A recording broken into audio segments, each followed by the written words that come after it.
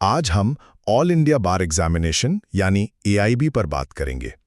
तो ये bar council of India की वो ज़रूरी परीक्षा है जो लॉ ग्रेजुएट्स को भारत में प्रैक्टिस करने का लाइसेंस मतलब प्रैक्टिस का प्रमाण पत्र दिलाती है।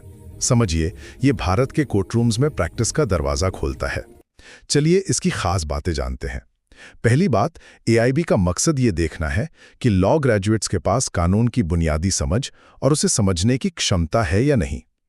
इसे पास करने पर ही बार काउंसिल ऑफ इंडिया आपको प्रैक्टिस का प्रमाण पत्र देती है, जिसके बाद ही आप भारत में कहीं भी वकालत कर सकते हैं। ये वकीलों के लिए एक मिनिमम स्टैंडर्ड तय करती है। दूसरी बात, योग्यता। तो देखिए, आपके पास एक मान्यता प्राप्त इंस्टीट्यूट से 3 या 5 साल की लॉ डिग्री होनी चाहिए और हाँ, किसी स्टेट बार काउंसिल में आपका एनरोलमेंट यानी रजिस्ट्रेशन होना भी जरूरी है। और एक ताज़ा अपडेट ये है कि सुप्रीम कोर्ट ने फाइनल ईयर लॉ स्टूडेंट्स को भी ये परीक्षा देने की इजाज़त दे दी है। अच्छी बात यह है कि एग्जाम देने के लिए कोई अपर एज लिमिट नहीं है। तीसरी और आखिरी बात, ये परीक्षा आमतौर पर साल में एक बार होती है। ये एक open book multi choice offline परीक्षा है और 3 घंटे की होती है।